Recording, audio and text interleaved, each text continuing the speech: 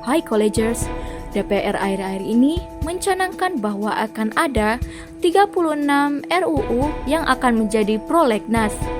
Dan salah satunya adalah RUU BI. Ya, banyaknya yang menilai bahwa RUU ini hanya akal-akalan pemerintah untuk mengusik independensi Bank Indonesia saja. Terlebih, ada juga yang menilai bahwa RUU ini akan syarat dengan kepentingan politik. Pemerintah dinilai akan mengulangi sejarah kelam permoneteran yang ada di zaman Orde Lama dan Orde Baru.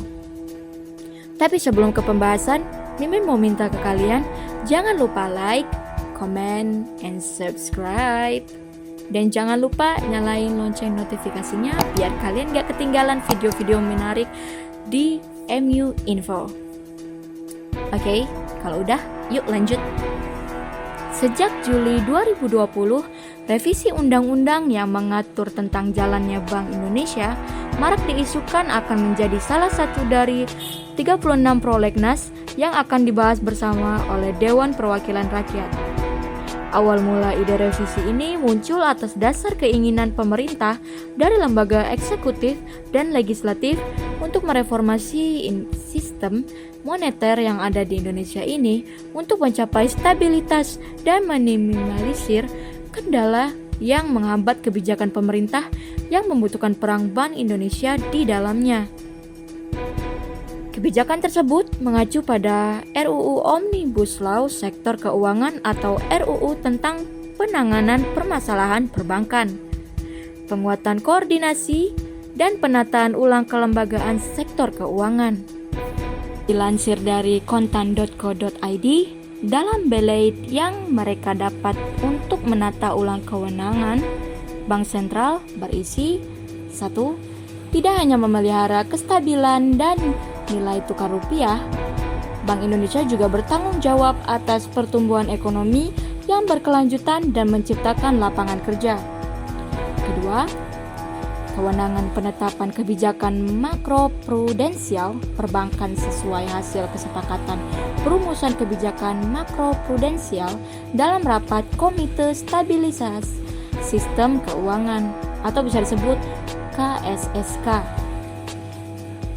3. Dalam rangka pencegahan dan penanganan krisis, Bank Indonesia berwenang pula untuk membeli SBN jangka panjang di pasar perdana, mengatur divisi bagi penduduk, dan akses pendanaan koperasi melalui perbankan. Jika dilihat melalui pasal 7 ayat 2, untuk mencapai tujuan pada ayat 1, Bank Indonesia diwajibkan untuk mendukung kebijakan umum pemerintah tentang perekonomian. Tentunya ini memang berseberangan dengan apa yang ada di UU sebelumnya. Di UU sebelumnya, pada bab 3 pasal 7 UU BI yang mengatakan bahwa BI hanya berkewajiban mencapai dan menjaga kestabilan nilai rupiah. Ya, tidak harus mendukung kebijakan pemerintah di situ. Dan justru, pemerintahlah yang wajib meminta pendapat Bank Indonesia seperti yang tertulis pada UU BI nomor 23 tahun 1999 bab 8 pasal 54 ayat 1 dan juga ayat 2.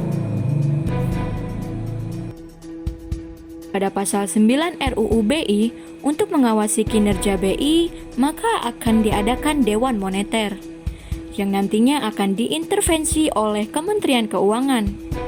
Segala keputusan ada di Dewan Moneter melalui musyawarah. Dan apabila Gubernur BI tidak bermufakat, maka diperbolehkan menyampaikan keberatan pada pemerintah. Ya, tentunya ini menghapus independensi yang dimiliki oleh BI yang tertulis dalam UU BI nomor 23 tahun 1999 bab 3 pasal 9 ayat 1 dan ayat 2. Yang dimana tidak boleh ada pihak yang mencampuri dapur BI sendiri, dan BI berhak menolak segala intervensi dari pihak manapun termasuk pemerintah. Pasal 4 pada RUU ini terkesan hanyalah formalitas belaka, mengingat hadirnya pasal 9 dan pasal 7 dapat mengganggu independensi yang ada pada Bank Indonesia.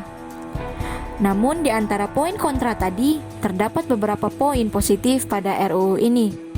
Dari segi pemerintah, salah satunya ada pada pasal 56 ayat 1, yang isinya bahwa BI diperbolehkan untuk memberikan pembiayaan sementara pada pemerintah karena kurangnya pendapatan pemerintah.